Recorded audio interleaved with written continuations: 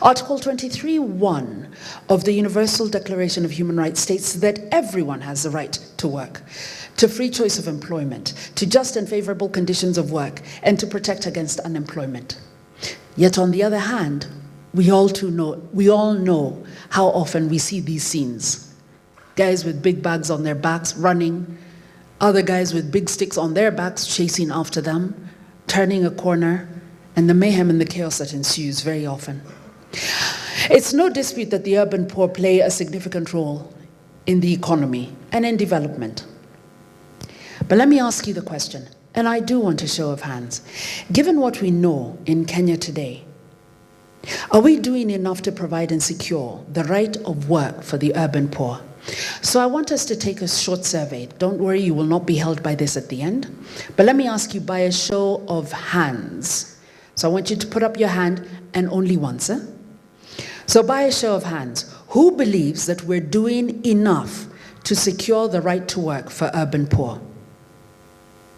Who believes that we are? Put your hand up, not like a pastor, put it up properly. Okay, so let me ask the other question. By a show of hands, who believes that we are not doing enough to secure the right to work for the urban poor?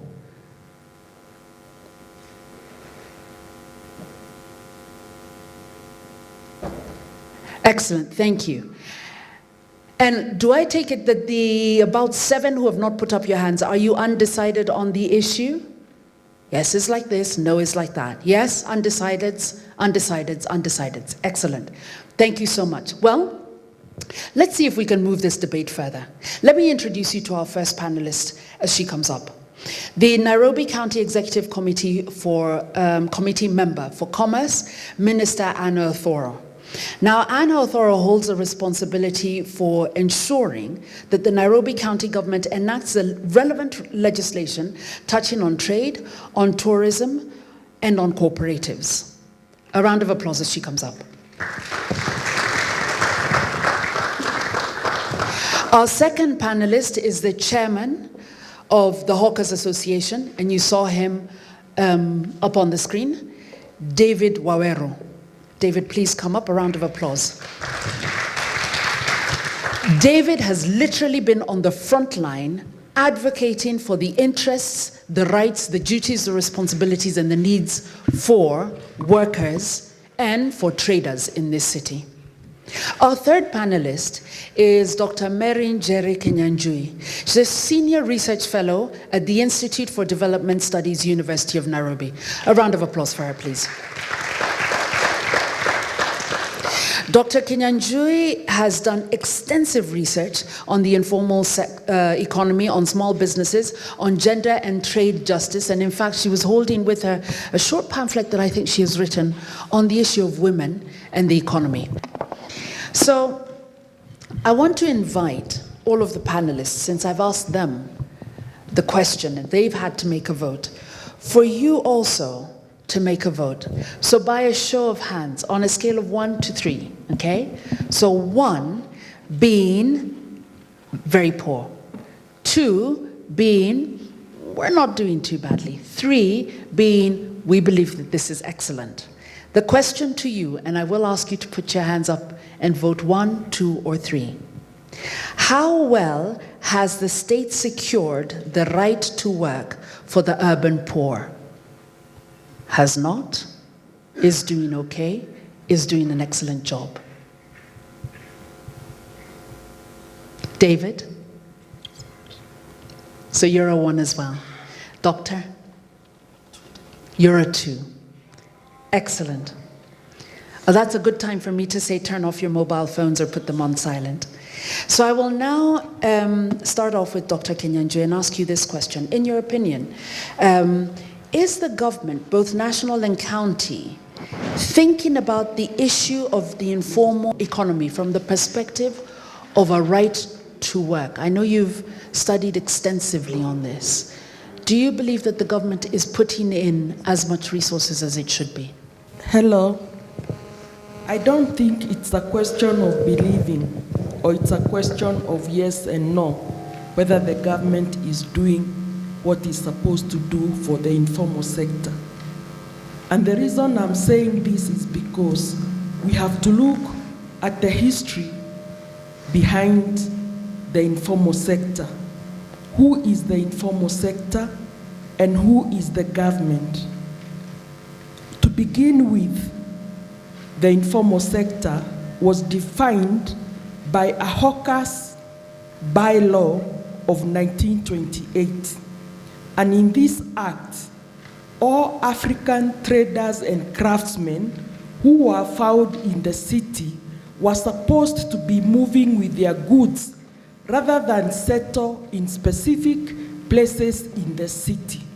Note that they were supposed to be moving while the European and the Asian businessmen were given spaces or static spaces. So that was the origin of hawking. Initially, when the British came, they found traders' spaces in Dagoretti and in other places in the city, which I'll not mention because of time. And what were they to do with them? They were to define how they behaved. The governments that have come up after independence, they have changed. They have not changed much in the context of the bylaw of 1928. If you read the 2007 bylaw of the hawkers and artisans, it's only the language that has been changed from butter, from tobacco, from craft, and it has put in a few little things. So really, we have not really changed in terms of much, in terms of the Metropolitan Act, which said if you are an African businessman or woman, you have to be mobile. The other thing is that, did we ever have a right to work or not? And I will argue that most of us lose or gain the right to work because of education. And I'll repeat again, because of education. The higher you go, right from the beginning when education was introduced, those who went to the mission schools are the ones who gained jobs as teachers, as officers, as what? And if you look now what is happening with our examinations, if you don't get a B, where are you destined to? I hold respect for the people in the informal sector, because, not because I'm calling them uneducated, but the reality is that education has become the caliber which locates people where they come. For example, at the University of Nairobi, we have career days. Everybody who gets a first class, they find their way to Deloitte, to East African Industries, and wherever. The rest know where they go to. Then what happens? Modern versus tradition. When the government came to power, there were the writings of Other Ruiz, there were the writings of Keith Hart, who are advising the government that the traditional sector, which is traders, artisans, and peasants, is not a modern way of doing business. You find that even today, governments keep receiving delegates of Chinese, of Egyptians, of who, to come and invest. Whereas we have our traders and artisans whom we do not acknowledge. Why is that? Because the academic discourse informs us that if you are a trader, you are not a businesswoman. And I remember in the 90s, I spent a lot of time teaching people about entrepreneurship, teaching people about bookkeeping, recording, and all that, hoping that maybe my role as an acculturator of modern business would succeed. So what also happens? Land alienation. The situation of Nairobi where it is not in anybody's, it is in people's land. It is in people who were removed from the land to give the way to the city. For example, the traditional name of Westlands is Kerogie. The traditional name of Kireleshwa, Kirere. So it is not that the city came in a tabula rasa. There were people who owned the city. And what we have been trying to do is to reclaim land and steal land from people who owned land for generations. Therefore, as we claim Nairobi as our own, we should know that it belonged to other people, and we have to be careful when we place the blame of where we place the land. And this land alienation has been reproduced into what we have, the elite and the non-elite. And what does the elite do? You know what they do to preserve their interests. I don't need to mention, you being in the Society for International Development, you have catalogs and catalogs of these ill dealings. And then, what about the peasant struggle? Anybody would argue that the peasant struggle ended with Mau. It's not true. The peasant traders, artisan struggle is still on. And it's still on because we have not acknowledged their mode of production. We do not value. When I looked at the film, and this is what made me to start to change my policy, I realized that traders, artisans, and peasants are not vulnerable people. They have a people with a logic, they are people with a norm, and they are people with a value. And when we try to impose our values on them, that's when we conflict. And the city council, the national government, I don't think they understand what the traders, artisans, and peasants stand for, because they stand for an economic business model which most of us do not understand. Therefore, the beginning line is for us to understand, why did David go into hockey, and how is he sustained in hockey? You find that from my own research, I'm not a hawker, and I'm often accused of being in ivory tower, but I've realized that starting from the archival documents, there are files, specific files for hawkers and traders in Nairobi, right from 1928. And that file continues up to 30 years ago. That is 1985. And if you look at the file, there have been documented struggles, for example, of a woman called Nigiro. This woman took her child to the market inspector and told her, what do you want to do? Because the police have confiscated my trader's license.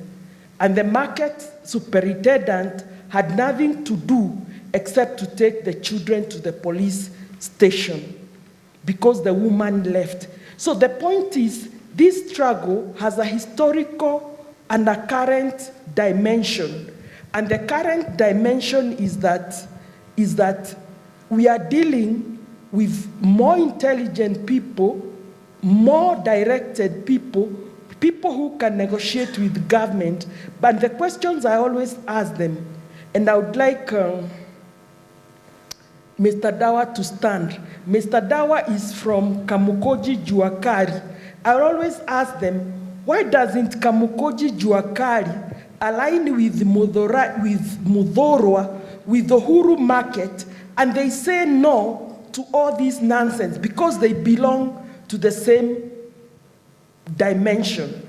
The other thing is that the same people, they are the voters. So, if they are the voters, why don't they sway the government to their side? I remember one time they voted Bogwa for Kamukoji.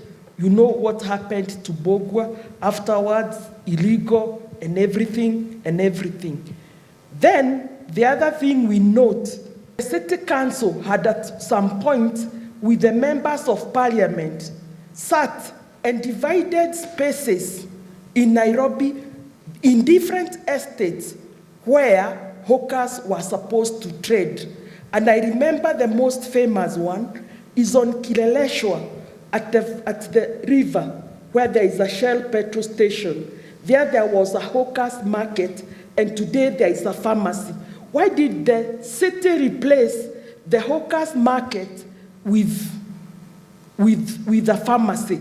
And they both businesses. So this is not a question where I can debate as yes and no. What I would like you to do is this book is available online, free. Even if you Google it now, you can get it and read it. I would really advise you to read it because it shows how the struggle has been going on. And this struggle has been going on to the extent that today, the city open office, the city shops have been divided into stalls. And who initiated this division? A man called Wakajuma came up with a strategy of exhibitions, and you know also what happened to him. And you know also the struggles of 1990s. If you put all the Nation paper articles on hawkers, you can see the destruction that was taking place between the city council and the hawkers.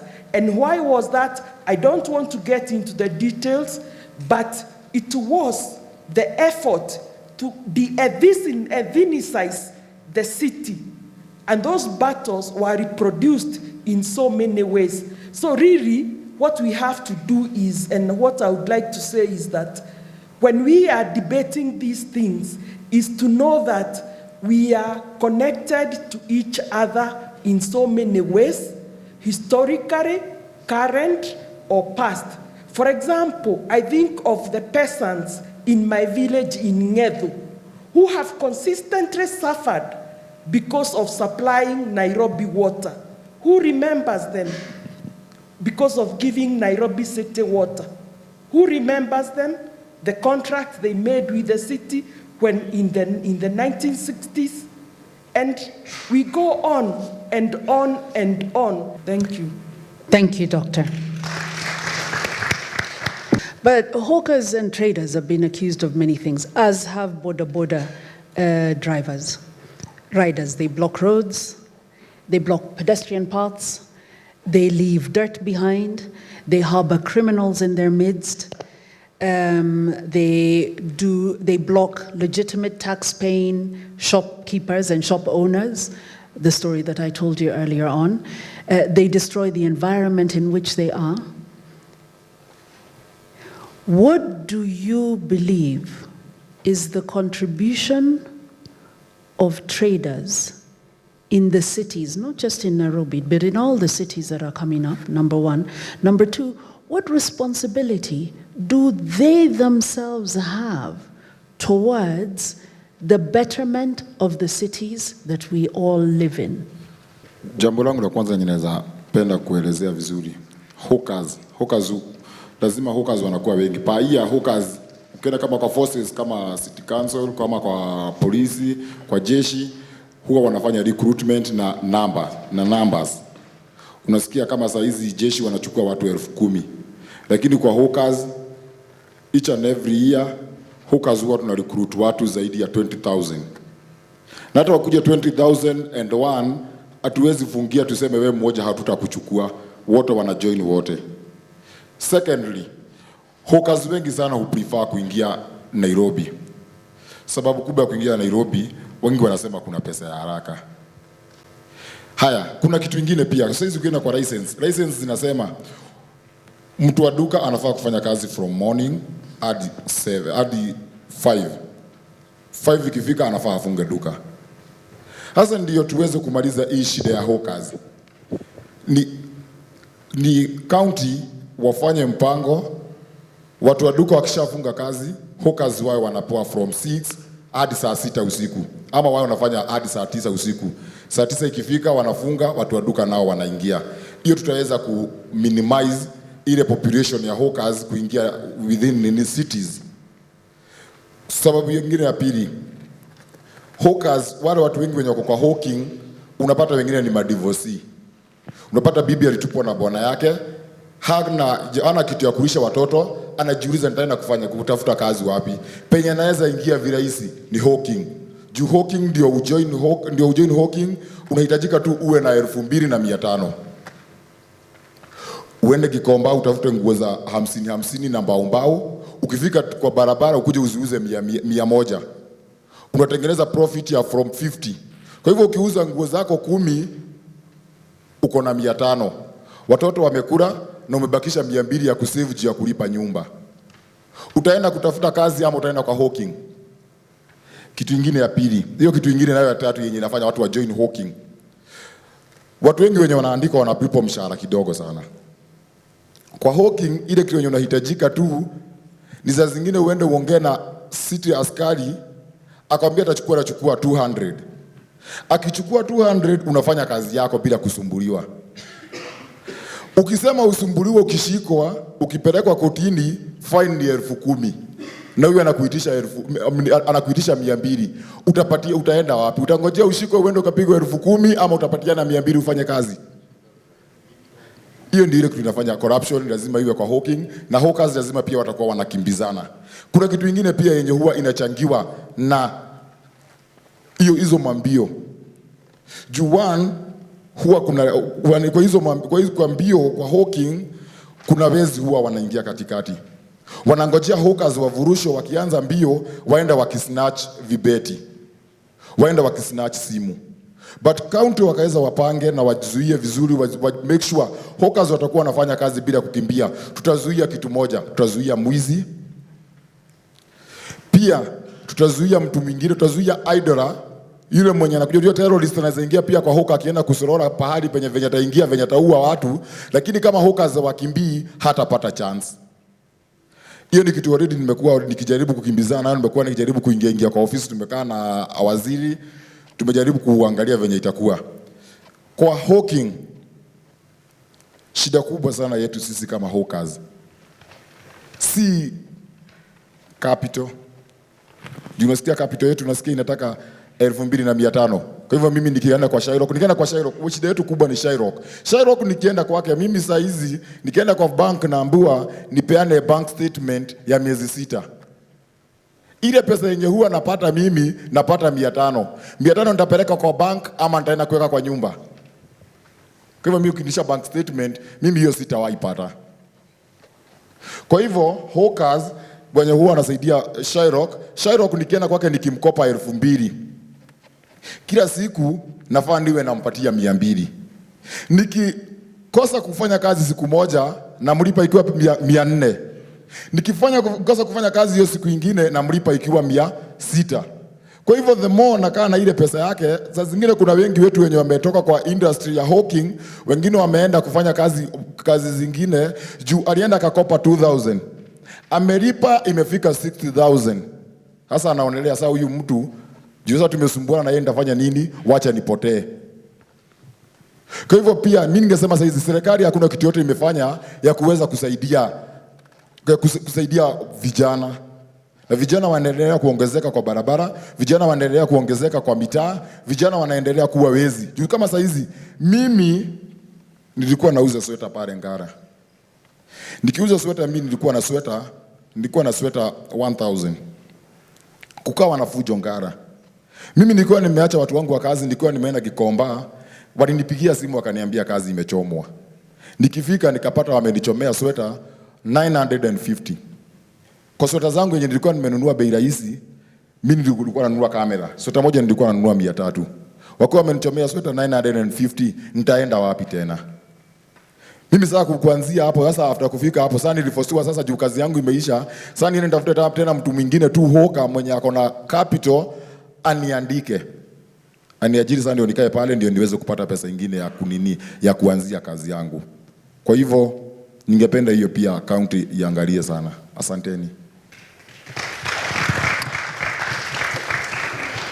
Minister Othoro, a huge list of things that the county should do. But the county also needs to take care of the interests of the people who do pay the taxes and the land rates and the land rents. And of the traders who are sat with licenses behind shops, waiting for customers to wade through the hawkers and find their way inside.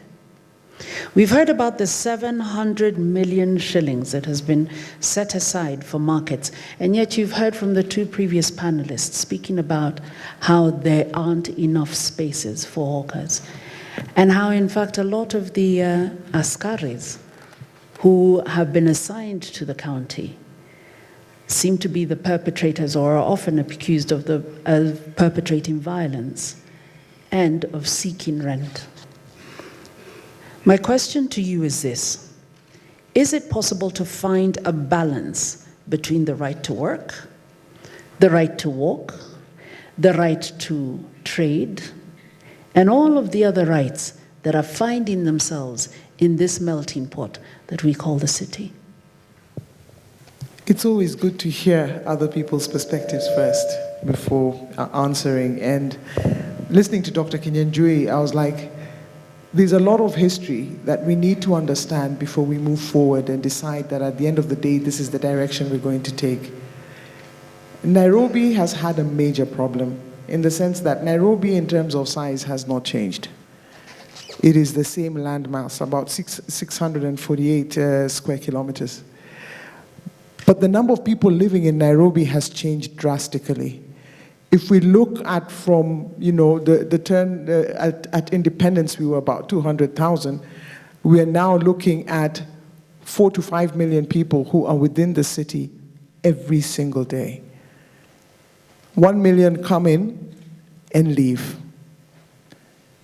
And therefore, even in terms of infrastructure, we are under a lot of pressure, a lot of pressure. We're also standing in a place whereby, as you said, we have traders who are in shops who come to me and say, this is not fair. We pay every single thing that we're supposed to be paying, and yet somebody comes and puts their wares as early as 12 noon in front of my shop and are there the rest of the day. By the time they come, there's no more business for me. People don't even need to walk into my shop. They buy from right outside and they go in. And then I've got then the informal who come and say, we want to be given a space on the street. The problem that we're facing in Nairobi is not just a Nairobi problem. It's a problem that the leading cities in Africa, south of the Sahara, are facing because of the urbanization and perhaps also a lack of planning. And maybe when you ask the question, where do I think we are, and I put up my hand at number 1, it's because we do not have the resources that would allow us to be able to do the things that we need to do to make it easier for the informal trade, to also make it easier for the formalized trade to trade. Now, in the video, my chief officer said we have about 700 million. That's what we start off with, budget. But by the time we are done, judging on the amount of money we get in terms of revenue, we have less than 300 million to spend on doing markets. We have about 43 markets in this city, and those 43 markets are highly congested. And so I also saw it in the video that one person was saying, how do we go to the market it is full? Okay, Othoro is one of those markets where there's a lot of space. I've been in there. But the one thing I've been told by all the traders, it's a store. They keep their wares in Othoro, but they go and trade in town. Simply because we, as the people who are buying, are not taking the time to go into these markets.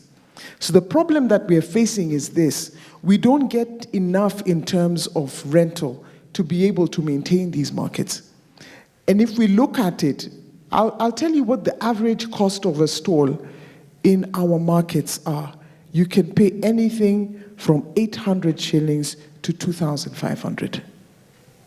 When I look at the cost of living and the cost of overheads, light, water, that we need to pay, collection of garbage, paying for fuel to run the trucks, we're not able to even meet that expense from the monies that we collect in terms of revenue. From the time we came in as a county government, from our own sources, that's what we call it. There's the government sources, what the national government gives us, and our own sources. We used to collect, before devolution started, roughly about 6 billion. We're now doing about 12.5 billion, but we needed to put in some measures. We put in an electronic payment system so that people could pay us directly. The fact is this: everybody has a right. Just like the hawkers are saying they have a right to be on the street, the traders also have a right to carry on their business in their shops without people obstructing. I took a walk in the streets. I do it often, by the way, because I was getting, and I am very disturbed by the congestion. And it was very interesting. I walked down Kenyatta Avenue and into Tomboya Street. I must admit I'd not been to Tomboya Street on foot for quite a while. But I went there, and one of the things I noticed is I couldn't walk in a straight line and I couldn't walk upright. Yeah, so I was constantly doing this, me being as tall as I am, right? And also having to watch the ground because there is somebody there. And I had a chat with one of the traders. I just stopped, and the first thing I did was ask, how much is this? What are you selling? And she was selling tangerines. And she actually told me one tangerine was 50 shillings. I asked her 3 times. And the people around her started laughing because I knew a stack of tangerines, which is about 5 on top of each other, that is what is 50 shillings.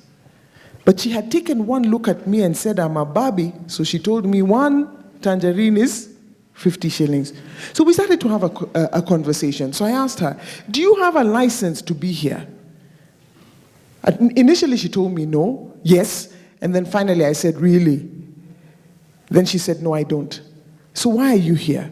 If I took you to a market today, would you go? There was a long silence and she told me, no. Then I asked her again, why wouldn't you go to the market? And then you see everybody was now, all the other ladies seated beside her, got into our conversation. Then she finally said, I will go. One of them said, I will go to the market. The others said no. And when I asked them why, they said, wateja wako hapa nje, sio kwa market. And I realized that is where our problem lies. In as much as government is trying their best to give services, we are overwhelmed. We are overwhelmed because of the number of people who insist on doing the wrong thing, first of all, putting pressure on the already pressurized infrastructure. So we build a road.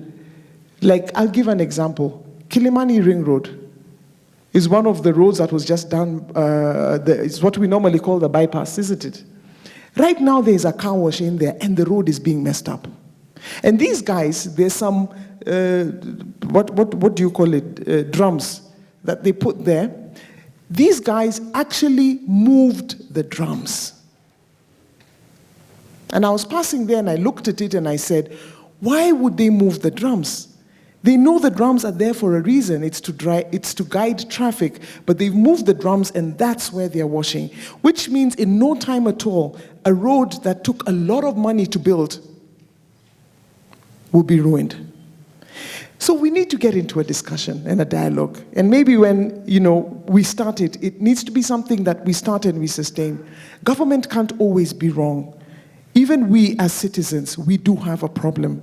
Because when I stop my car and buy from out there, instead of going into the market, I'm the one who's causing the trader to want to move from the market and come to the street because when they're in the market, nobody's coming to them. And because of that, even a walking culture is very difficult. If you don't have traders on the street, you have matatus. right? And the matatus will park so close to each other that even passing through to cross the road is an issue. And so I'll ask you a question. What can you do as a citizen to help your government help you? And that's a question that we're asking because we've reached that point where no amount of money we build and they're dilapidated in no time because of the pressure. How can we help each other? Questions? Okay, good evening, everyone. So my name is Walter from Kasarani. So just an interesting observation about the, what the ladies in town told you. And I think it's really a problem of demand. It's a cultural issue, such that it's the same thing that you find that matatus do not stop at the stages, It stops right under the bridge, So maybe also what City Council needs to think about is placing markets in places that are traditionally attractive for the wananchi to go to. So that's really one thing you need to think about. The other question goes to David. There was one question that was posed to you by the moderator that you did not answer.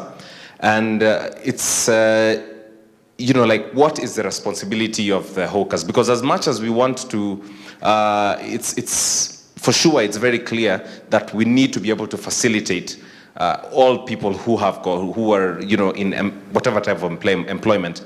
But if you go to town at about 11 p.m., utapata ya kwamba kuna uchafu nyingi sana ambayo imeachwa pale na wale watu ambao labda wale wachuuzi walikuwa pale mchana na jioni.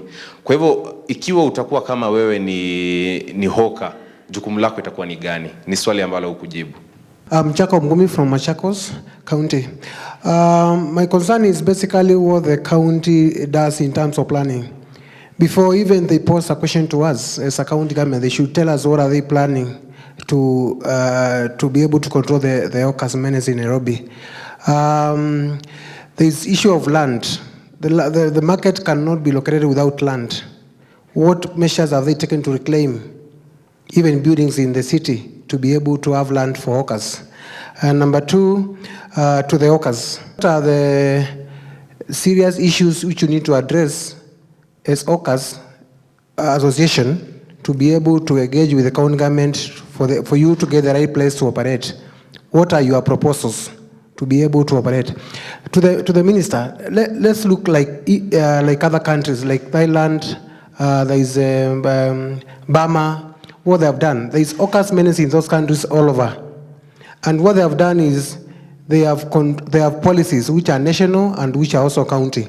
Like they promote cottage industry in the rural areas. In Kenya, we have the rural industrialization for rural development. That means industries are taken away from Nairobi, so that the population of Nairobi comes down from 6 million or even to 1 million to reduce the population in Nairobi. Why is population of Nairobi going high and the hawkers menace are many? Because there is so much movement from the rural-urban migration to the city. What policies are you putting in place to ensure that rural development, rural industrialization is considered? Thank you. So my name is Francis. My question goes to Mr. David. Yes, let me speak in Swahili. Swali langu la kwamba wewe ni mwenyekiti wa hawkers. Je, wajua ya kwamba kuna serikali kuna pesa za wafanyabiashara wadogo wadogo? Ya pili, kama wewe ni mwenyekiti wa chama cha hawkers, ni nini mpangilio wako ni gani? Kwa sababu lazima hawkers wakikuwa ama ukikuwa chairman, lazima ukuwe na mpangilio ya future yao ya kwamba umepanga kitu fulani ama umepanga shirika fulani na kutengeneza kwamba la kutetea haki za hawkers. Hawkers kama saizi ukienda unaingia town usiku unapata town ni chafu sana. Penye watu wanafanyia kazi wanaacha pakiwa pachafu. Lakini kwa nini huwa wanaacha pakiwa pachafu? Juu mimi penye nafanyia kazi sijaruhusiwa niwe pale. Kwa hivyo huwa naingia pale kwa wizi. Ni kweli? Kwa hivyo sasa jioni nikishamaliza kufanya kazi, mimi naiacha tu vile nao wakuja wafagie. But kama pangekuwa na mpangilio, na mimi nilikuwa nimetoka na mpangilio mzuri sana ya kusema hivi, hawkers kama wanapewa masaa ya usiku, wakipewa masaa ya usiku tutawapatia uniform. Tukipanga ni kutoka 6 hadi saa 9, ikishafika saa 9 wote wanafagia penye wanafanyia kazi. Haya, secondly, watakuwa wanasaidia county. Kila siku wao wanalipa 50. Juu kama saizi ukienda kwa hawkers wenye kwa barabara kila siku hutoa 100. Na kuna wengine huwa wanatoa 50. Hii 100 yenye huwa wanatoa wanapatia wale watu wenye huwa wanazunguka na hizi magari za kanjo wakiwaambia ziko River Road zinakuja, tokeni ondoeni kazi River Road. Kwa hivyo kila siku mtu atatoa 100. Haya, kuna mtu mwingine pia na yeye anaona juu hapa wakuji sana nitakuwa nawalipisha 50. Badala hiyo pesa iwe inaingia kwa mfuko ya mtu mmoja, hii pesa iwe inaingia kwa county. Nayo county nayo itupange. Kitu kingine, unaona hii kazi ya hawkers wakitandika kazi chini, hawawezi maintain usafi. But mimi nilikuwa nimesema hivi, tukuje na uniform ya stands. Hizi stands zitakuwa zinawekelewa zikiwa uniform. Ndio saa hizi ukitaka kujua wale hawkers wafaa kuwa town, utawajua kwa nini, juu wako na mpango. Na pia saa hizi ili tuweze kuintroduce nyumba 10 pia kwa watu wetu wenye tuko nao. Watu washikane watu 10. Watu 10 hao ndio kila mtu atakuwa anahakikisha penye niko tumeacha pakiwa pasafi. On proposals, zile proposals tuko nazo, 1, tuko na soko kama ya Othoro. Watu wengi sana wametoka Othoro, na shida moja ya kutoka Othoro ni kuwa magari haziingii. Magari ndizo huwa zinaleta abiria ndio waingie ndani ya soko wakuje wanunue. But sasa barabara imeharibika, kwa hivyo magari haziingii, magari zinakuja town. Kitu ya kwanza ni barabara ya Othoro imaliziwe. Kitu kingine ya pili, Othoro wapewe gari 2 ziweko huko lori za kuwa zinabeba takataka. Juu ukiingia kule uchafu ndio mingi. Hata unapata mpaka wale maofisa wenye wamewekwa huko wameteka advantage. Juu sasa wao wanasema soko hailipishwi, lakini wanalipisha kila mtu shilingi 30 waweka kwa mfuko waende wakajisaidia nazo. Hiyo kitu kingine ni hii, kama hawkers wanakaa kwa street, watu wengi, the more tunakaa watu wanaenda tu wakizeeka. Na ukizeeka hautaishi kwa street. Watu wanataka pahali wataenda kupumzika. County nao ijitolee kuwa wanajenga soko. Kama tuko na soko moja ya Tsunami. Tulikuwa Ngara Market, ilikuwa soko mzuri sana yenye watu walikuwa wanaleta mandizi, walikuwa wanaweka vitu huko, hawkers walikuwa wanafanyia kazi huko. Sasa hiyo soko ya kwanza imeuzwa.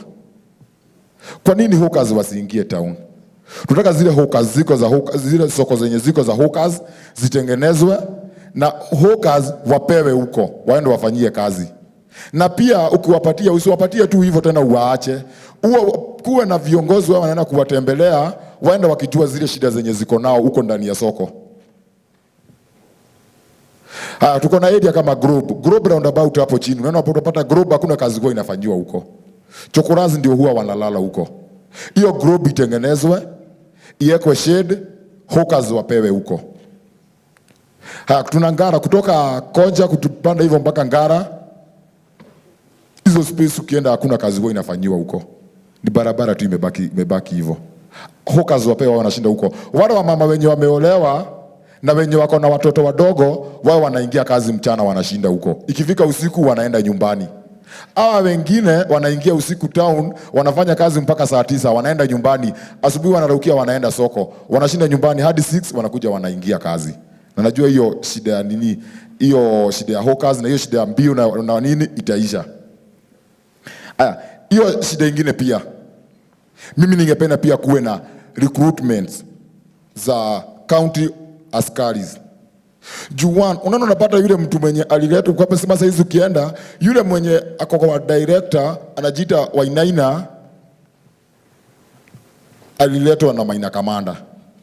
Maina Kamanda ni MP wa Starehe. Maina Kamanda apendi hawkers, wanasema hawkers wanaweza muangusha. Kwa hivyo yeye venye huwa na prefer ni hawkers wao wanapigwa usiku na mchana. Ningependa pia rishavo ifanywe kwa county department ya inspectorate, ndio angarao shida ya hawkers ishe. Juu kama saizi ukienda town, kuanzia ukienda kila kona unapata watu wamewekelea kazi. Ukipata watu mtu anakuambia, unapata mtu mmoja ametoa 100,000. Ukienda kwa hawker, enda uambie hawker nipatie 10,000. Hakuna hawker anaweza afford 10,000. Lakini hawa watu wana afford 100,000. Kwa hivyo watu watakuwa wanaishi kutoka kwa maduka, wengine watakuwa wanaishi kutoka kwa soko kama Othoro na soko zingine, wanakuja wanaingia town, ilhali yule hawker wa kawaida bado anakimbia hata saidika. Soko zikijengwa kama saizi tukiingia, Muthurwa tukiingia 2008. Wenye waliweza kuingia ni wenye walikuwa na nguvu. Mwenye hakuwa na nguvu hangeweza kuingia. Watu walikuwa wanaingia soko saa 8 usiku. Saa hiyo mwanamke mwenye ako pale ako kwake, ataweza kupata kiwanja kwa soko. Pia City Council wawe na mpangilio mzuri. Wakijenga soko wawe wanapanga, watu kama wanaingia kwa soko wawe wanaingia na mpangilio, si kuambua endeni tu muingie. Asanteni. One of the first things we did when we came into the county government with Governor Kidero was a master plan. The last time a master plan was done for the city was in 1973. The interesting thing about that master plan is that somewhere in the 1980s, they stopped following it. And so that then came in the whole era of land grabbing and building haphazardly, such that areas that were set aside for markets and areas that were set aside for schools, etc., all got grabbed. So coming into a situation whereby you've got a new administration coming in and you want to be able to plan the city and to be able to put in things that at the end of the day, like you said, if you go to Japan, Japan has the train system. Every train big stop has a mall. So you shop and then you jump onto your train and you go home. But you see, that needed to be planned. If we look at what was planned in 1973 for the city of Nairobi, that plan was borrowed by Malaysia, that plan was borrowed by Singapore, and they implemented it. They even took Kenyans to go there to help them implement it.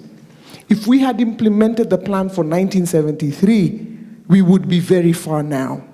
The problem we have is the plan is not just a plan of buildings. It also shows you your sewage line, it shows you your water points and all that. Right now, in a lot of our sewage lines, we have buildings on top of them. Right? On top of our water pipes, we have buildings. So that's why you find that there are some estates that have not received water in a while because somewhere along the way that a building was built and blocked it up. For us to do that, it's either these buildings come down or we begin to rezone and replan the city. And that's what we did with JICA. And JICA came on board, the Japanese, and they worked with us.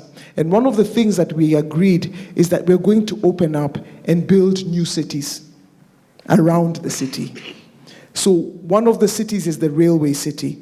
Railways has a lot of land beyond the railway city, beyond the railway station. If you look at the railway station going up out of the city, there's a lot of land that belongs to railways. And one of the things we want to do is make a model city so that we can have the right number of the shops, offices, and also be able to have living quarters. Actually, Nairobi is one of those rare cities where we have actually got a CBD. And people don't live per se within the CBD. So we drive into the CBD every day and we drive out. What that means is the traffic congestion is huge. A lot of the places where we've been asked, why don't you set up and put kiosks there and put up modern kiosks? The problem is this, that is a road reserve. To decongest the city, which we've started doing, we need to build those roads, which means the shops, the kiosks on those roads have to be removed. It also then puts a lot of pressure on the hawkers, as David has been saying. For where we're going to in terms of markets, we've realized we can no longer build markets as a one story, which is what we'd used to do in the past. Our markets on average were built to host about 500. They are hosting close to 1,000, 2,000. If you look at Othoro alone, the population within Othoro that comes in and goes out is about 10,000 people. But only a percentage of those 10,000 people actually pay. We're building 4 markets and we've zoned the city. So we're expanding Uhuru Market, which is on Jogoo Road. We're building actually a brand new market just near the Karioko roundabout coming into town, into River Road. If you go straight ahead, you'll go into River Road. If you turn to your right on that roundabout, you'll be going into Gara. There's a market there that will be built. We're building a market in Dagoretti. We're actually building one of the largest markets that East and Central Africa will have for wholesale. It has already started in Kariobangi area. It's being built as part of the Outer Ring project.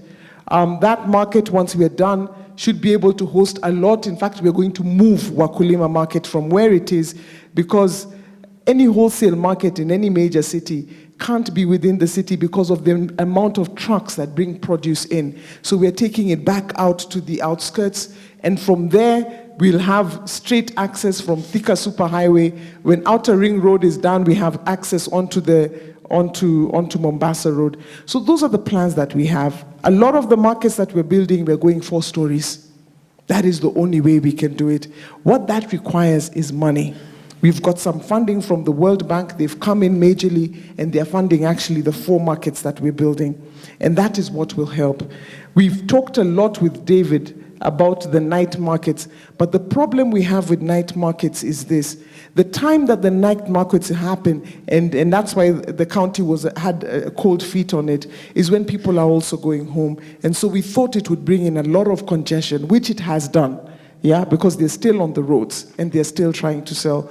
But we know we'll come to an agreement. He's mentioned something, the political influence is high when we try to resettle people, because there are a lot of alleyways that we can actually use for temporary markets. But the problem with that is whose voter are you? Which is something that has really dogged us as a county government. Roads are being done. The road he has talked about, actually right now, Othoro is literally a mess because the road is currently being done by Kura. And we hope that they would finish quickly, because it is a major termini that will be finished off. So these are the things and the plans that we have in place. But obviously, when we work on this, it would also have to mean that we work with the traders and we do capacity building, because currently the way we trade and the way we run our business is not sustainable. He's talking about borrowing expensive money. The Uwezo fund is there. It is not being utilized. The Youth Enterprise Fund is there. It's not being utilized. We have a fund at the county called the Nairobi City. It's still called City Council Joint Loans Board Fund. It is also very difficult to get the right people to come in. Why? Because at the end of the day, A, they consider it free money. B, they do not want to give the collateral they need to give to be able to secure that money. That's why that money is not being taken. Uwezo, Youth Enterprise are hardly at 20% of lending. Thank you. About the corruption in it, because I went to acquire the license, and because of how it went wrong, and I spent about 10 to 20 and or more, so I couldn't acquire the license, and I'd used all I had. So I asked Anna Othoro about a question. Do you have anything in mind, or what are you put in place to fight corruption? Because not only in the county, but everywhere in Kenya as you go, only what we are all talking about, it's about corruption. And this is not a question, but I want to refer to Doctor over there. I heard her sing about swing the votes to your favor, so that they can favor you when you put place the guys in offices. Because originally I come from Karatina, Nyeri, but now I stay in Parklands. And back at home, there's an open air market in Karatina. And for when there was a change of the guys who were in offices, they elected another person. For when they elected that person, that the open market didn't. It was under construction, under renovation. It never happened again. It was stagnant from that point on. So back to you, back to Anna Othoro. Do you have something in place for when, example, another person, not only Kidero, who comes in office, do the projects continue, or are they just stagnant? Is that the end of it? Oh, thank you. The county government have a curriculum, to train city council askaris, because the way they interact or the way they handle, especially the ladies, especially when you've not paid. I mean, they even handle them inappropriately. And I've seen many times, I mean, it's, a lady looks like my own mother, and the way she's being handled is so inhumane. So I ask, do we have somewhere that they have to go through a training or a curriculum before they are deployed, you know, to go and, you know, and interact with people, because they're interacting with people? My second question, does the county government have a way of oversighting? Because who oversights police, these council askaris? Because like in terms of Kenya National Police Service, now we have IPOA. Do you have a body, or are you planning to have a body that can oversight, you know, the habit and the conduct of these askaris? Thank you. When we prejudice them as an illiterate lot, I think the question there is, how do we formally recognize hawkers? And another one still, I think this one perhaps to Anna and to David, how much does the informal economy contribute to Nairobi each month? Jibu langu la kwanza, hawkers hawana visu, na hawkers huwa watembei na visu. Juu of late mimi ningependa tu, kama unajua za zingine unaweza kuwa za zingine una idea, kuna askari mmoja wa baraza amedungwa na kisu ama amegongwa. Hawkers huwa waanzi vita. Juu kama saizi mimi nimebeba kazi yangu kwa mgongo, nitarusha mawe aje nikiwa nimebeba kazi yangu. But kuna wale watu wenye huwa wanaanza vita. Na ndio tumesema zile groups mbaya zenye huwa zinaingia kwa hawkers. Hawa wanangojea hawkers wakimbie ndio waweze kupata chance yao ya kukula vizuri. Kwa hivyo lazima wataanza vita. Lakini county wakaweza watukuje na njia mzuri ya kuweza kupatia hawkers pahali pa kufanyia kazi bila mbio, au watu tutakuwa tumewamaliza. Swali, nimesikia swali ya revenue. One, kwa hawking, hawkers hakuna venye huwa wanasaidia county. For sure saizi tukisema. Juu kama one, sisi huwa hatulipi kitu. Juu mimi nakimbia, nitalipa nini nakimbia? But tuna matumaini siku moja tutakuja kulipa ile wakati tutakuja kupewa pahali penye tutakaweza kukaa na tuweze kufanyia kazi. Venye mimi husikia naona mtu hawker akiekelea kazi nje ya supermarket. On my side, mimi hufurahia. Juu naona huyu hawker ana ninaona kutoka kupatia watoto. Lakini amekaa hapa nje, mtu akiingia kwa supermarket akishindwa kufika bei ya kitu ya supermarket, anakuja kwangu anafika bei, kwangu tunakula. Kwa nini nisifurahie kitu kama hiyo? But county wakaweza wakuje wana njia mzuri, wakuje watuambie, hamtakuwa mnaekelea kazi nje ya supermarket, mtakuwa mnangojea supermarket ivungwe jioni, hiyo tuko sawa. Hiyo kitu kingine ya pili, jam haitawaisha. Ukitoa hawkers town na utoe magari town, jam haitawaisha. Juu mimi ukinipeleka Ngara na utoe magari zote, si watu pia watakuwa wanaweka jam kama wanakuja Ngara kuja kunitafuta. Kwa hivyo jam haitaisha. Sasa ile kitu iko ni hii, ni tutengeneze njia ya venye hii jam hata ikikuwa mingi, venye county itakuwa inapata revenue. Tusiwe tu na jam na ni bure.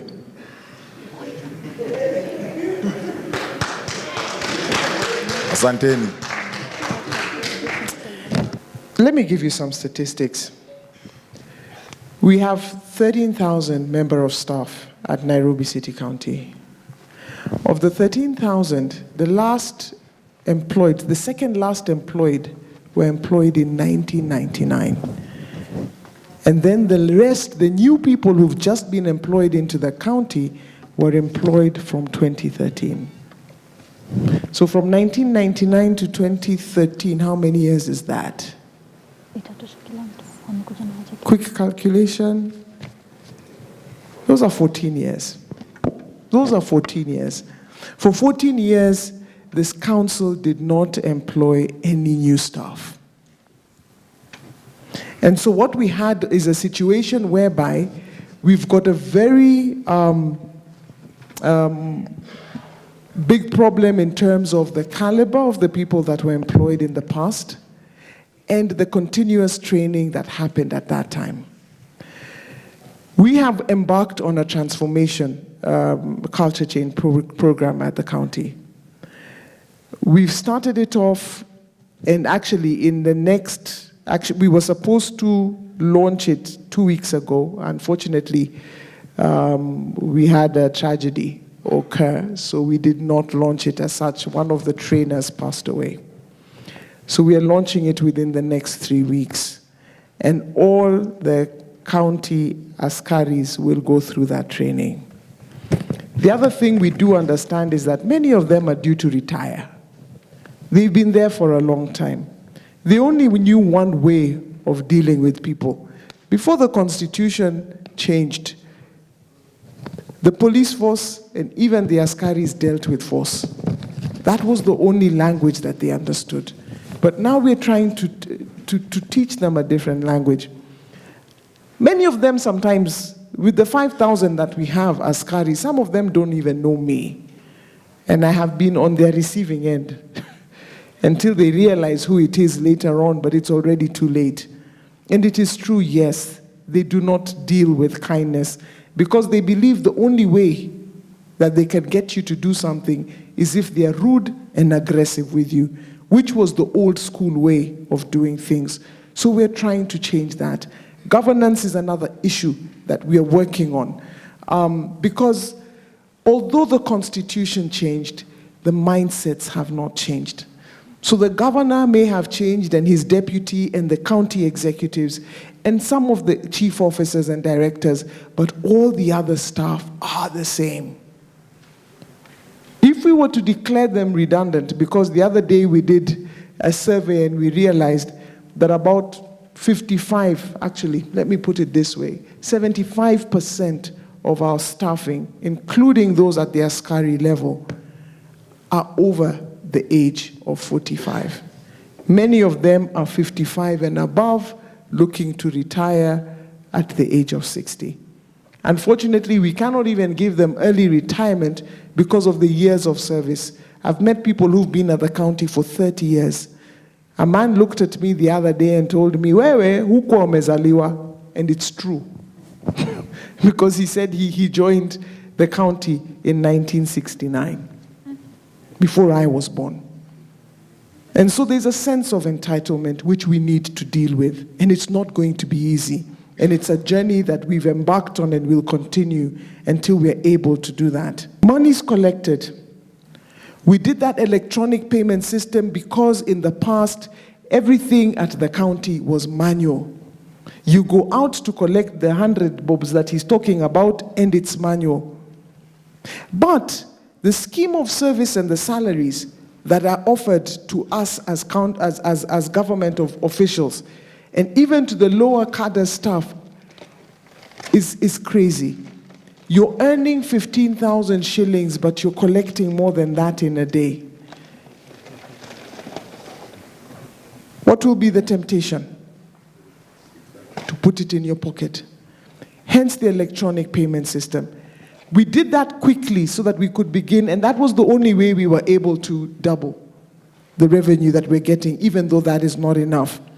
However, we're going through a full ICT transformation. We are actually computerizing the county. Believe it or not, the county was not. They only had the financial system, but nothing else. So we're working on that, and we hope that by 2017, we'll be done on totally. We had to recable the whole county. We had cables that had died, literally rotted on the inside because they'd not been used. So we're redoing all that. In terms of a curriculum for the askari, sorry, I'm going according to the questions asked. There is a curriculum. And we have bodies that help us. All the traffic marshals have been trained at NYS. We're looking at the Kenya School of Government gives us a lot of support. And then we've got our own inspectorate school at Dagoretti. It still exists. In terms of oversighting, that's a fantastic question, and it's something that we're working with the national government on to ensure that we can be able, first of all, to convert the inspectorate from an inspectorate but into a metropolitan police system. And when we do that, then the training will be done through the police system like it is supposed to be done. And they will give, being the capital city and the seat of the national government, they'll be able to support the police on the issues of security, and not just security, but ensuring that we can live peacefully and not have the running battles. I, for one, do not, and I've told Waweru enough times, I do not like the running battles. And we've tried hard. And many a time, when was the last time we demolished a market illegal? We try not to. Dialogue is what we're looking at. And I must say he is actually pretty good. Whenever we sit and talk, we're able to come to some solutions. How much does the informal economy contribute to Nairobi? He answered it very well. I don't think I need to add any more. Nothing. They contribute very little, but the pressure on the system is very high.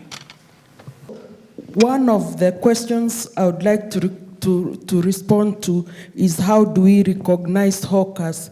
First, there was a first generation of hawkers who are illiterate. Then in the 80s and 90s, we have a generation of hawkers who are up to Form 4 education. And in the third generation, we are having graduates moving in. But if we are to begin addressing the question of hawkers, we have to address the question of our education system. As I said, education today is the new caliber, which positions which side of the divide you be. Whether you like it or not, you know where you belong by the type of education you have. The second issue is that reducing the struggle of the traders, artisans, and peasants into the city to a police issue is not correct. The struggle of traders, artisans, peasants is a mode of production against an entrenched global capitalist modernity system, in the sense that the city council I call it city council because I'm not used to the new documents. The city council and its subsequent county council protects the interest of capitalists in themselves. It protects large business in its law. It protects and recognizes. For example, when we are recognizing the businessmen in Kenya, why haven't we recognized the Secretary General of Juakari? Why haven't we recognized the Secretary General of Uhuru Market when you are parading them in national offices? Why haven't we recognized Waweru for OB and all that kind? So the point is, it is a mode of production that is struggling to survive in an entrenched capitalist global economy. And as I always ask, for example, the one who supplies toilet paper to the university is a renowned entrepreneur, but he knows his market. But when a trader who doesn't know who will come and buy, isn't that the mama boga, the more risk taker than an entrepreneur who supplies rolls of toilet paper to the university? And then we memorize, I'm not very good in English, these entrepreneurs and give them buildings in universities while we ignore the very people who supply us with everyday goods. So my point is reducing it to a struggle of police. Even if you train them in the moon, they will always deal with hawkers. Let's face the facts. How do we sustain this mode of production of hawkers, traders, peasants? That's the question that I'm asking. Can we stop reducing it to a question of askari putting mamas in the vehicle? This is the struggle where mama is saying, I'm independent producer. I want recognition on the street. And mind you, the street is a public space. It is not a building. The street, as defined, is a public space. So nobody can claim the street as its own. Not the shopkeeper, not the trader. It's a place where everybody should engage. So let's protect the interests of the traders, peasants, and artisans, and stop reducing it to policemen being aged so and so. I'm 56, but I'm reasonable. I'm sure even those policemen who are 56 can't lift a big woman. The point is, let us first begin the point where it begins. Who are the traders, the artisans, and the peasants in Kenya? When we define that, then we can come up with solutions of where to position them. Because we can keep on saying police, planning, what, and all these things. But the point is that we must recognize that a trader has a right to be there like everybody else.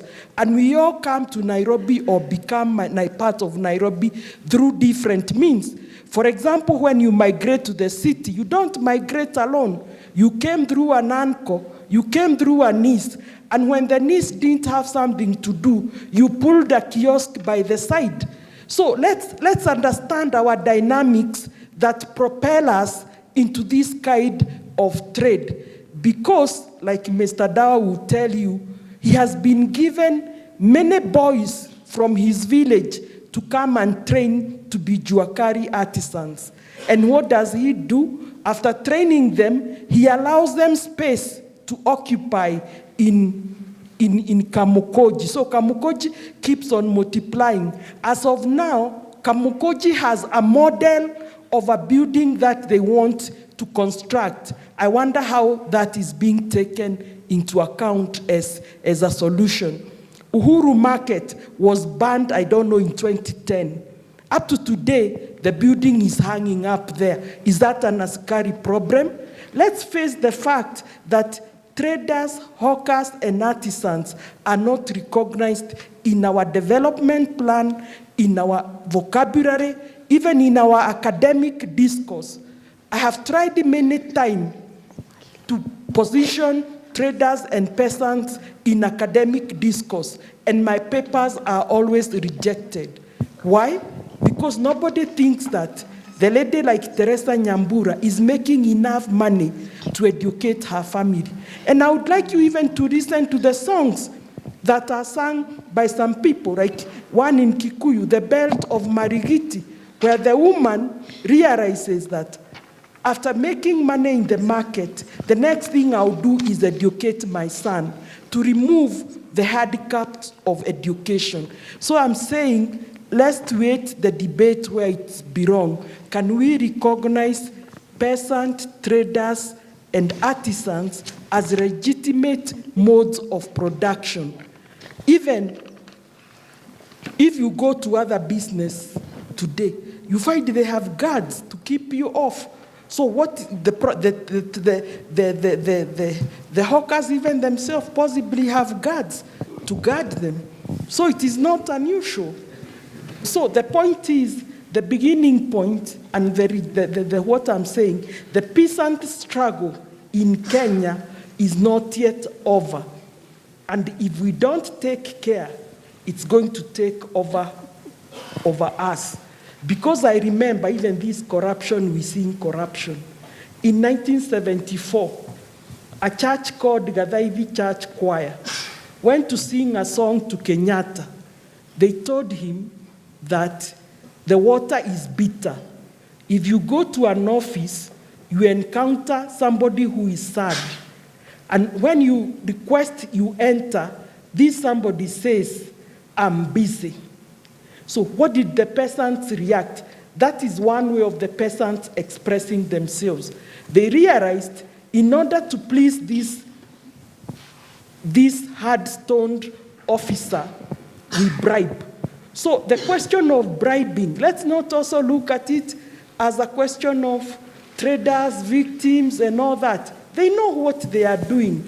And I would really wish that we could do research, fund the right kind of research, and I hope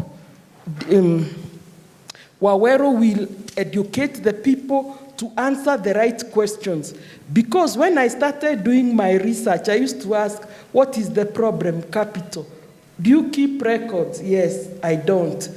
Do you have access to credit? No, I don't have access to credit. Then, if you go to places like Kasarani, Githurai, who has built those places? We have to ask ourselves, who has built these places? The traders and the artisans that I used to ask, did you have credit? Look at KWFT and KREP, who are supposed to be giving credit to the poor. KREP has been sold. Who knows who has bought it? Why did they sell it? KWFT, going to build a mall in Nakuru when the markets, the women they were collecting money are still where they are. Can we be? I don't know. We've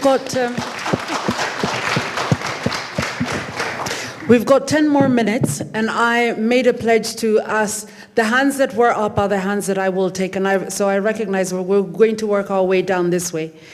My name is Kwich Musau. I'm an actor and a writer. I'm going straight to the chase. I'm responding to actually a question that was asked. What is the way forward? Am I allowed to speak in that line within these 10 minutes? No, not within the 10 minutes. Within now about 15 seconds. Within the 10 minutes are over here. Go, all go, right. go. All right, within the 15 seconds, we need a program of a mental shift amongst Kenyans. That is the only way we are going to change. We need that program that changes people from this issue, from this mentality of gavana SID and gava kusema tumeshapatia pesa, there's nothing more we can do. She has said something that's very constructive, that they are building now roads, new markets are coming up, but now we need to change our minds from the fact that now we've been built for markets, we have these opportunities now. Can we start going to the markets? How does that start? That starts by a change in the way we think and the way we're going. And that has to go back to the core principles of SDI, which is coming up with locally based programs to reach the local man. To try and engage an eternal, what I might call a generational, eternal mental shift. Because human beings, if you want to change the way a human being thinks, you go for the object of their desire. What do human beings in Nairobi desire? They desire better life. They desire more information. So you give them opportunities of accessing that through a practical program that can also be brought under scrutiny of how it's working. Both ways. The government has to be informed, the local man has to be informed. A road has to be constructed so that we can bring these two people to one place where they can start reasoning together. This might even take 40 years from now, it doesn't matter, but it can work. Thank you. I think that deserves a hand. Next, where are my two mics? You need to move quickly. Hi, good evening. Good evening. My question would actually be on licenses. My name is Jura. And my question would actually be on film licenses. I'm actually a journalist and a filmmaker.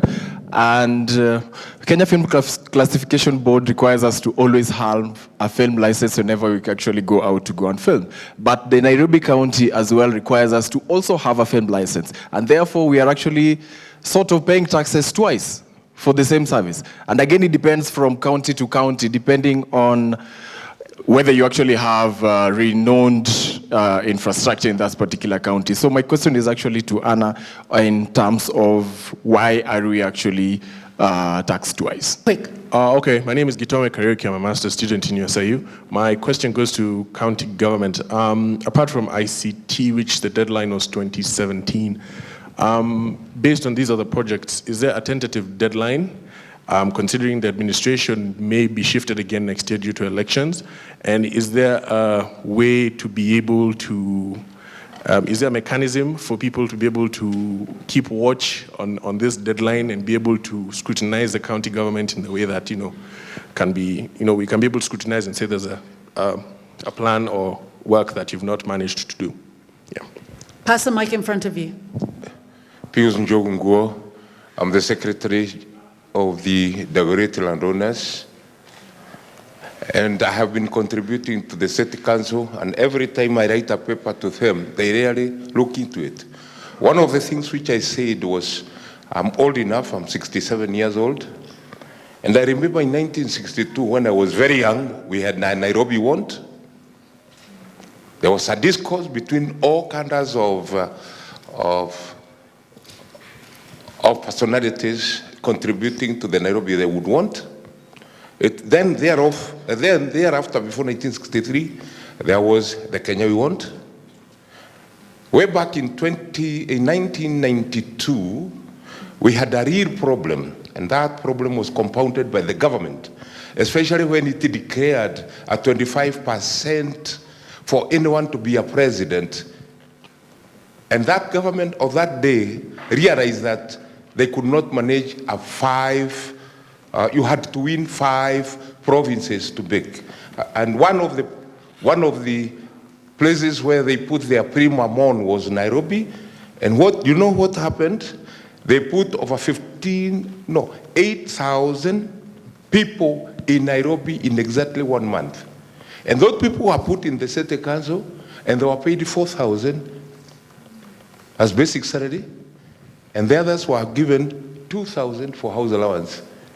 And they were left to work in the streets, and they were heaped to the city council. What have you done about it?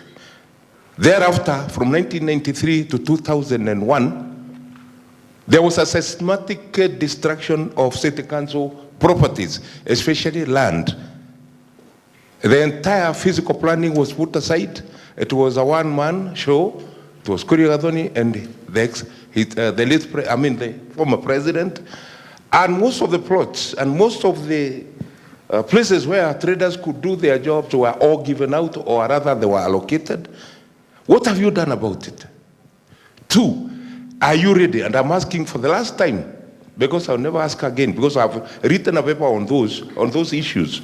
Do you envisage a situation where you want to have a discourse with the Nairobians in creating the Nairobi they want? They will give you the way forward, and they will give you how to rationalize Nairobi. Finally, and this is very critical, what do you do about planning? Because every time you have this master plan, nothing I see that really relates to Nairobi, other than how can you collect, how much are you collecting, how much are you able to raise within a year? In a discourse, even in parliament, asking Nairobi City Council, why are you not collecting this enough? Why is it that there isn't any correspondence in usage of that money? Merely because the politics of the 90s heaped in Nairobi with so many people running away for peace. They came to Nairobi here to look for peace. And this is the result of the hawkers you see. What are you doing about it? Can you have a discourse on that issue? Thank you.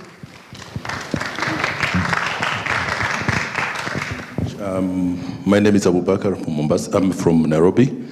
Mine is kind of a suggestion or an opinion to Madam Anne, because with the council askaris or council inspectorate we see around, and I believe some of these inspectorates are not even qualified to be in the streets. The reasons as to why I'm saying this is I personally feel that it's a dumping site of politicians. So we need proper training to these askaris, otherwise the police and the low-income traders chase here and there and tear gases will never end. Thank you. I have actually experienced a lady being handcuffed, and to handcuff somebody, it has its rules. I'm talking through experience, and kindly please, Madam Anne, take it into consideration. Thank you. Pass it forward. Let me say that Teresa is my mom, and that in this issue that say that hawkers, how sure is the county government sure that this whole problem is caused by the hawkers? I don't think it's the hawkers, it's the county government that they're putting because you can see in Nairobi, there are two lifestyles. We have the poor lifestyle and the rich class. These are two different classes. So you can see that the rich class has the mentality that if you go to the open air markets like Othoro, that's where we find theft and all that. You see? And you see that Othoro is a very dirty place and all that. So the rich class see that they run away to the malls and all the big supermarkets. That's why you see the hawkers come from the markets to find the rich class at the doorstep. Because how can you expect that you're buying at the mall and a person like me, a hawker, earns a living? Because the poor class, let's say I'm a poor class person, I'll buy things in a stock, and ishe. The rich class don't want to come to buy. So if people buy today, tomorrow they want to buy because they buy it in stock. And the rich class are buying in malls. So I find an easy way and come to your doorstep, to the rich class. I come here and sell to you in the easiest way. Thank you. Thank you. My name is Frederick Dawa, National Organized Secretary, Micro and Small Enterprise Leaders Summit. I have about 2 questions that I want to throw to Madam Anne. 1, how often do you engage the leadership of informal sector players? Another question, what are your plans? Because what I've heard from the presenters just about hawkers, it is just the end part of the productions that we are making. What are the plans of the manufacturing sector? Another question is going to Daktari. How often or how far have you dispersed your findings concerning informal sector to relevant institutions for ratifications? Finally, Madam Anne, how can a hawker pay tax digitally? With those few remarks, I wish also to remind my dear chairman, Mr. Waweru, that you need to keep where you are working, where you are getting your daily bread clean. For somebody to let you operate on it, you must take care of it. So you must have a chance and time to educate your people on how to utilize the places. Thank you. Thank you. In front of you. A question to Anne. What have you done to educate Kenyans or Nairobians on what you are doing on this menace? Because you've said our problem is even if we move the market, we Kenyans ourselves don't go to the markets. We force these people to leave the markets to come to us. So how are you going to build our capacity so that we begin going to the markets to stop these people from leaving the markets to the streets? Thank you. Excellent. To the lady up in front, right here. My name is Siraj from USIU, United States International University. A recent research done by Transparency International named Kenya the 4th most corrupt country in the world. I'm saying the state is not corrupt, it's the people. The people we need to change as individuals. If you stand as one in an organization of 20, you'll make a difference. And if you say no individually to corruption, you'll make a change. So when you claim the parliament is corrupt, it's not a parliament, it's the building. But the people are corrupt. We have to differentiate that, okay? And another opinion is we need to look at the education system. We have to restructure the education system so that we can produce graduates with skills that can self-employ themselves. Our education is terrible. It's based on technical. And hence, that's why you see the youth, 70% of the Kenyan population that's under 35, don't have the means, opportunity, or jobs or connections to be able to provide for their families. Hence, they end up into crimes and other disasters. Thank you. Thank you. I will ask that you allow me to stop asking questions, taking questions now, because they have about 10 or 11 questions to answer. You might find that your question is answered there. If not, hang back. It won't be over just because we close out this session, okay? I know that there are people who right now are feeling like their hearts are breaking, but hang in there. Dr. shall we start with you? Maybe you can make a response and also some closing remarks or some conclusive remarks, and then we'll work our way down. You see, doing research is one process that is not easy.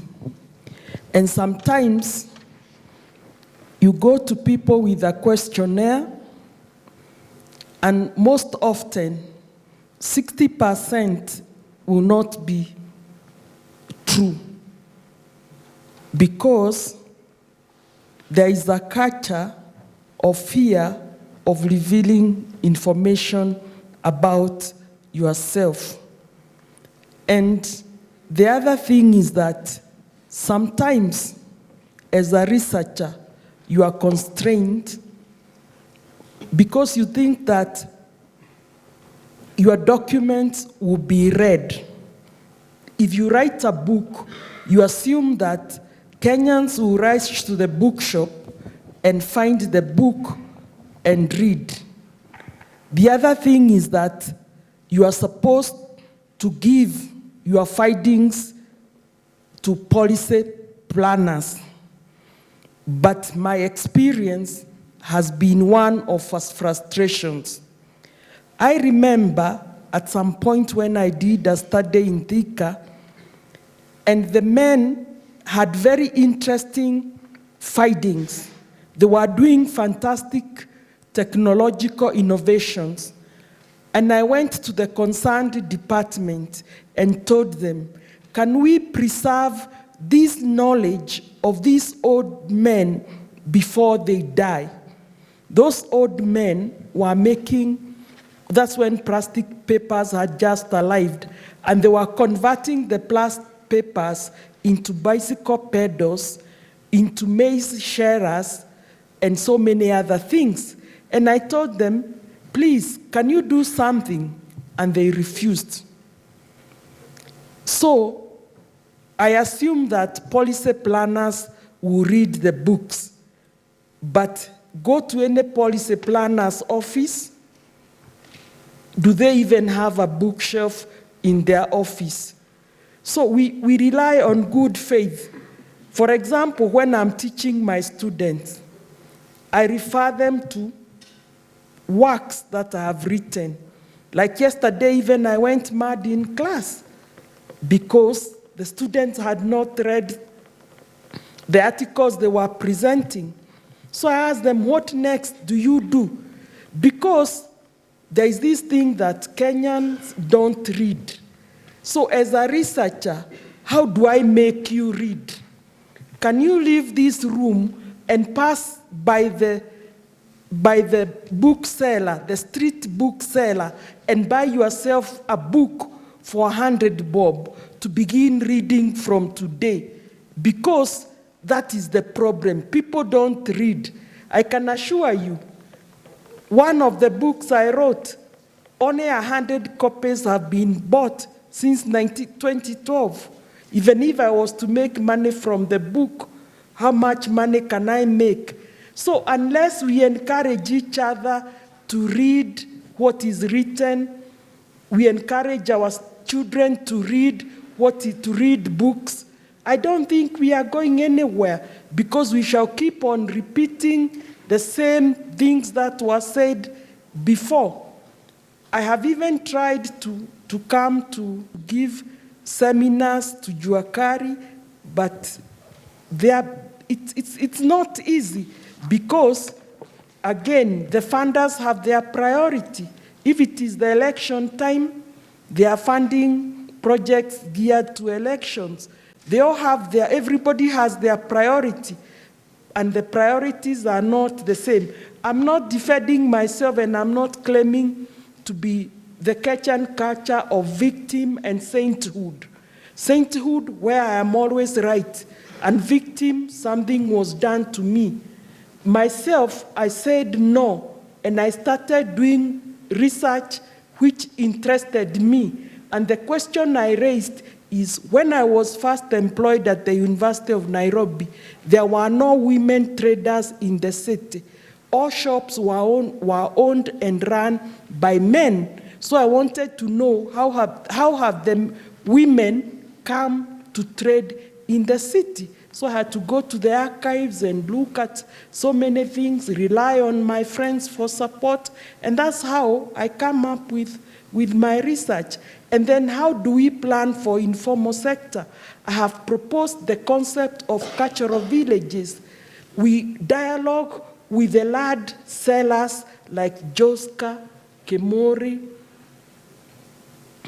Urithi. I don't know, there are several. The city council needs to dialogue with these people, tell them to initiate cultural villages where we plan as if traders, artisans, and peasants are part of the city. Now, what we have been doing is to create gated communities to keep away those who do not belong.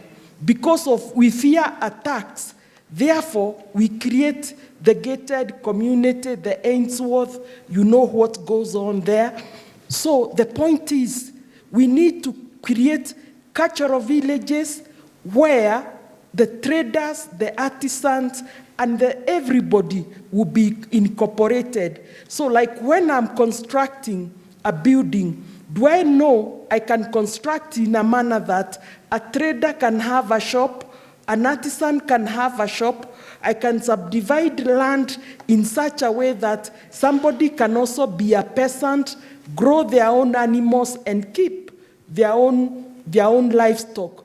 Because we are all part of a process, and without the traders and artisans, it doesn't matter how many malls we are going to create. Look at now where they are proposing Tattoo City on Kiabu Road. The opposite side of the road, there are already tattoo shops. Go to Konza, where they are trying to create the Konza city. There is also another Konza emerging there. So let's plan the city as if everybody mattered. That whether I walk, whether I run, whether I walk with my head down, I'm planned for. This elitist form of planning will not take us anywhere. The woman on the street needs space to trade. Even like, have you ever asked yourself, what happens to house girls after the age of 30? Do they go back to the village? No, they don't go back to the village. Where do they go? Waweru has the answer. So when you get a girl in the village and say, I don't get disturbed by my girl, I can chase her anytime. If I find her doing this, I can chase her anytime. Where are you sending her? To the street. So let's be more realistic that the elite lifestyle, the elite planning, the elitist education, the elitist politics will not take us elsewhere. And what I envision in my work, and those who know me very well, I anticipate a peasant, artisan, traders revolution to take over the city and the government. Thank you.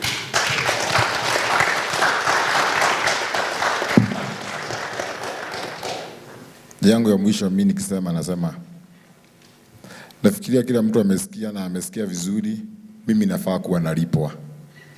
Juu mimi unasikia bibi akipotea kwake anakuja kwangu namkaribisha. Mzee akivutwa kazi anakuja kwangu. Akiritaya anakuja kwangu. Kwa hivyo yani kwangu mimi ndio nimekuwa mwisho. But ile kitu iko ya maana sana kama tunaendelea, Uwezo Fund. Uwezo Fund tunasikia sana Uwezo Fund. Lakini for sure Hoka haja qualify kupewa Uwezo Fund. Ukienda kwa zile qualifications. Mimi nimeenda na chama yangu kwenda kuuliza, nikaambiwa lazima uwe na project inaendelea na license. Sasa sisi kazi yetu ni ya kukimbia, haina license. Ndaenda nikate license niwe nakimbia nayo. Kwa hivyo mimi siwezi pewa Uwezo Fund.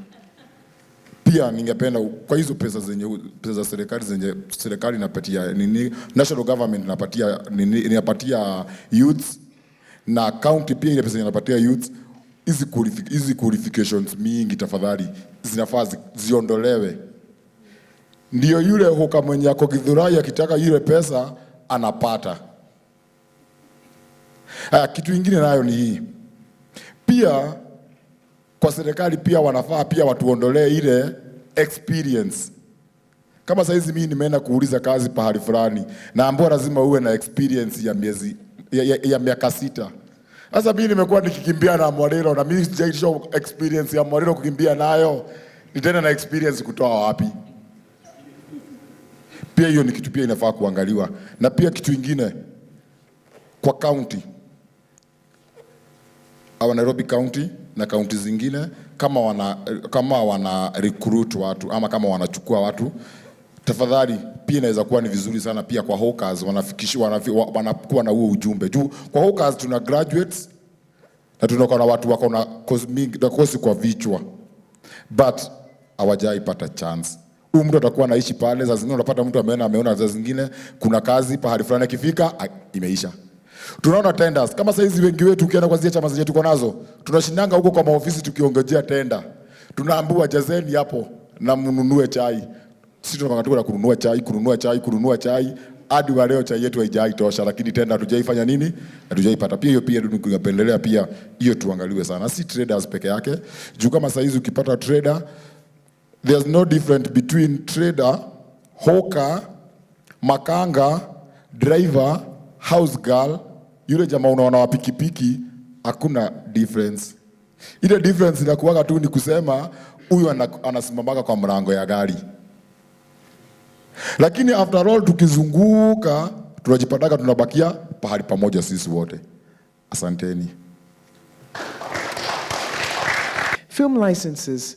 Yes, there's the Kenya Film Corporation and then there's the county government. The county government just carried over the fees and charges that the city council used to have. If I'm not wrong, it's about 3,600 shillings a day, depending on how long your filming is. But one of the things that we are looking at is seeing how we can support you and maybe not even have that paid. But that's something that needs to go through the county assembly for it to be scrapped. The next thing we would look at in terms of our deadlines and our projects, there's so much that we have done as a county, and it's unfortunate that we are unable to communicate effectively and let people know exactly what we're doing. And it's all political, literally, and I'll say that. I have heard about, and I think it's the gentleman who was sitting over there, who talked about where Nairobi has come from 1962 to date, and was asking us, what are we doing? Truth of the matter is, we're dealing with the problems from 1962. And these problems that came in from 1962 to the 70s, to the 80s, to the 90s, will not go away overnight. But they will go away if and when we all begin to work together to change. One of the things I find very interesting, and I'll say this, I came from the corporate world. I was never always in government. I joined government with the county government. And one of the things I did when I was in the corporate world, I pointed fingers at the county governments or the government of the time and the council, and I said they were useless, and what can they do better, and why does it take so long to get something done, until I joined government. And the structures and the processes that are put in place is what causes things to slow down. And we all are trying to change that mentality and make sure, because when I was in the corporate world, we would think about doing something in 2 months, it's done. You've ground broken and you're beginning to build something. But when you go to government, even the PPOA Act, Procurement Act, we take 7 months to procure, simply because we go to tender, 4 of us are tendering. Renee doesn't like the fact that the tender is not going in her direction, and she writes a letter to PPOA and complains, and it is cancelled. Because those are the structures and the procedures that have been put in place, and we start all over again. As the county, we've been reclaiming land. It's been a hard journey. Very hard journey. And it's not that it is easy. And I see you raising your hands in the air, it's not easy. It's not easy. Some of the land, they are holding titles. And you wonder, how did this piece of land how was it given a title? To go back, we have to negate, we have to go to a court of law to be able to do that. So we're paying for what was done in the past. So land that was set aside for schools, land that was set aside, and then let me just tell you this, the schools didn't have title deeds. It is now in the county government that we're getting title deeds for the schools, and we're insisting that the Land Commission give us title deeds. And we're getting title deeds for our markets as well. And that is why it was so easy to grab. When something does not have a title deed, somebody can go, and corruption is a bad thing. You just get a similar corrupt person on the inside, and suddenly you've created a title deed and you've taken off with a piece of land. One of my markets in Langata area is owned by 3 people. The only thing that we've decided is those traders are not moving because that land was officially market land. But what has happened is, by law, we've been told we have to compensate these 3 people. Is that fair? It's not. But that is the law, because they got it legally through the system. Public participation is in law. We have to talk to you. But the sad thing about it is, we call for public participation, we put ads in the paper, we go to a hall, and we are standing there on our own as county officials. How many of you are aware that we went through budget discussions 2 weeks ago? How many of you knew that? Very few. So we can't sit there as citizens of this country when we don't participate and find out where these things are happening. They're there, it's in the papers. Because by law, we're supposed to announce it in the papers and we gazette it as well. But when we come there, and the people who come there are not you people seated here, when they do come. And they're the ones who have a say on what happens. And let me tell you this, it's very hard to plan a city when everybody wants a kiosk outside their house. That is all they're asking for. And the truth of the matter is, until we change our mentality, and I loved what the gentleman at the back said, we need to change our mentality. We need to stop pointing fingers, and we need to become part of the change. Because if we don't, then things will continue to happen. Somebody asked about whether there's an oversight of how county spends their money. Yes, there is. The Senate oversights us. Many of you heard of the famous battle between Kidero and Sonko. Where did it happen, supposedly? At a Senate hearing. We are audited by the national government every single year. And once the audit documents are done, they're taken to the Senate. And each county is called, and the governor goes with his team, and we are asked questions, and we are grilled. And I'm sure you see some of these things in the papers, isn't it? But become part of the process. Please become part of the process. We don't want to feel like we are standing on our own. You also elect representatives. In the Constitution, they are called ward representatives. We now refer to them as members of the county assembly. Those are your representatives in the county assembly. Those are the people that you will talk to and give your views to, and they're the ones to come and fight for your agenda, just like the MPs do at the national parliament. If we're looking at I'm not going to belabor the comment or question on training, because I think I talked about that earlier. We are doing it, and I will reiterate that is one of the ways that we will have to begin to change our mentality. But if it doesn't change, we have processes. The only thing about us is this, that when it comes to hiring and firing, there's no consequence for non-performance in government, unfortunately. That was a hard lesson that I had to learn. Because even if you suspend somebody, you'll suspend them for 15 days and they'll come back to work by law. So we need to find different ways of doing this.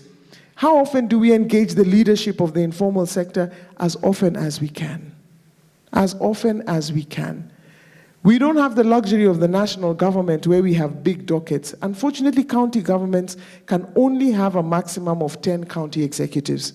So we double up quite a bit. My full title is Trade, Industrialization, Cooperative Development, Tourism, and Wildlife. That's what I take care of. It's pretty vast, isn't it? But the truth of the matter is, at the county level, especially in Nairobi, where we mirror the national government, unfortunately, we have to do it. And we have to put it, we have to give it focus. What are our plans for manufacturing? Unfortunately, manufacturing is not a devolved function. It is under industrialization, which was not devolved as per the Constitution. So that is still being handled by the Ministry of Industrialization, but we do collaborate. In Nairobi, I'm working very closely with Aidan Mohammed, and we are able, and there are 3 things that we're doing with them. We're trying to look at industrializing textiles. We're trying to look at leather works, because we know that there are many people, and a lot of my markets as well, are full of textile manufacturers. Whether it is dyeing or stitching or whatever it is, they are there. How can hawkers pay their taxes, digitally? Very simple. If you have an Android phone, just go to your Play Store and download Nairobi City Mobile. Once you download that, you register yourself and you have easy access into paying or even getting your licenses. What have we done to educate Kenyans and Nairobians? Let me say this, we are a very difficult lot to educate because we don't listen to each other. I'm sorry, that's just what I think. And at the end of the day, we say a lot, but it depends on how it's said and how it is accepted. But we are trying to put in programs in place so that we can have constant education, civic education, at the sub-county level. We are divided into sub-counties that are headed by sub-county administrators. We are going to handle it at that level. And at each sub-county, divided into 5 wards, the ward managers will be there to help where we can to be able to educate. But we also need to, at the end of the day, be open to receive the information given. As Daktari said, Kenyans are very poor readers. And I see that every single day. When we put our acts and our bills in place for people to be able to read, hardly anybody reads it. In terms of Kenya being the corrupt, that is the saddest thing.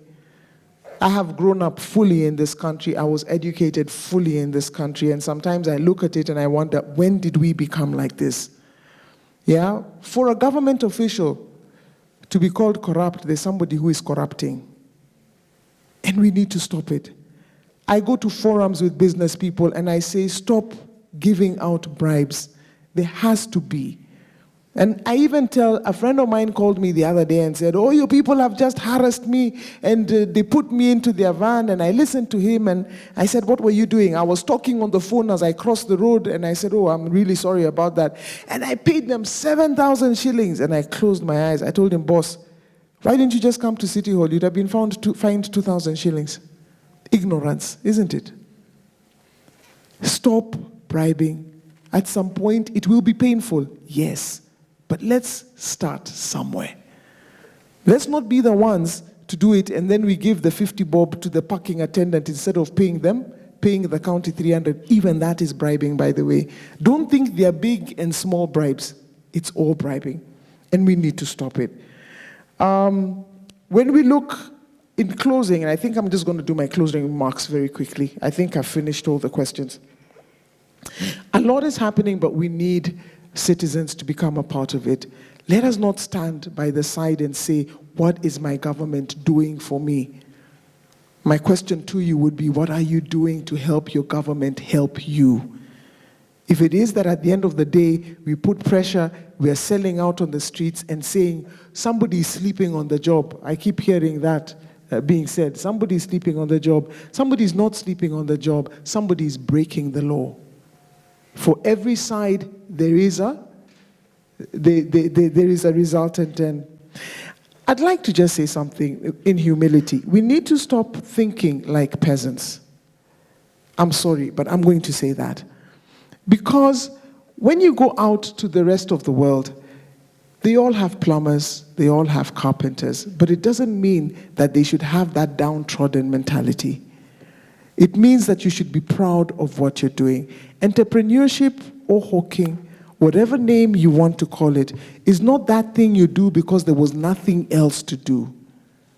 I think we should begin to think that it is that thing to be do because we love to do it, and we earn a living from it, and we are proud of it.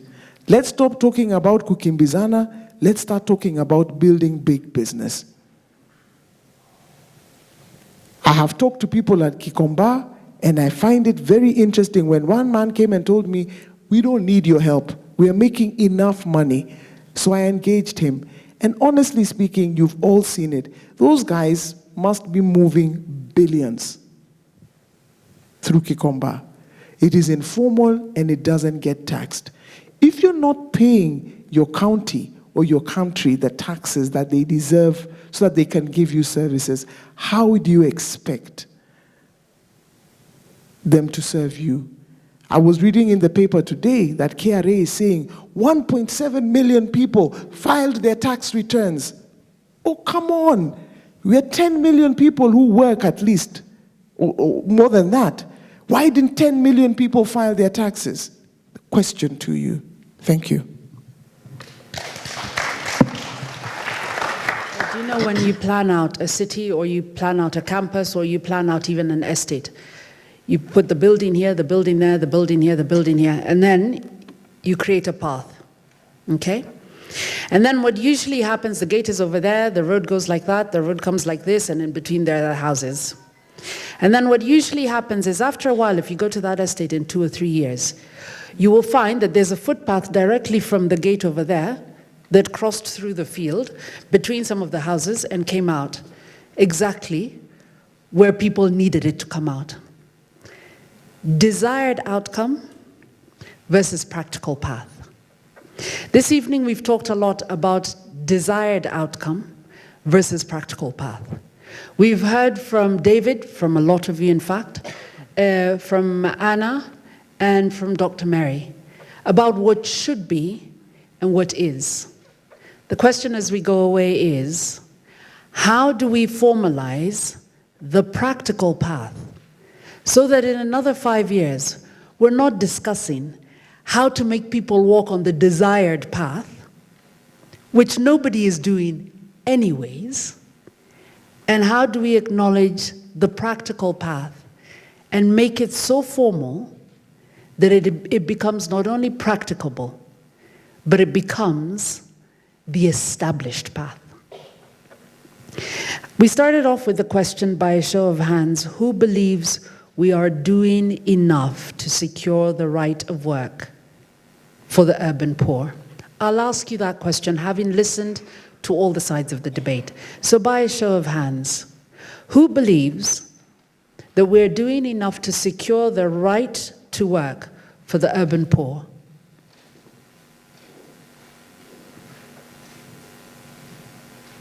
Are you scratching your head or are you raising your hand? Okay, very well. You are raising your hand. Excellent.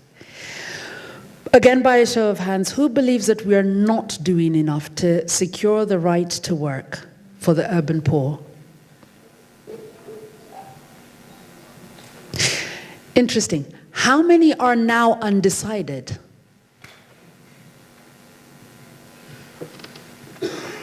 I want to thank you so much for being so generous with your time and for allowing us to go a little bit over time. I know that this is an issue that is very important. I know that there are some remarks that still have not been aired and that I am sure shall be before this evening is over. I want to invite Matthias Kinyoda to come and close now. But as I do, a round of applause for our panelists this evening.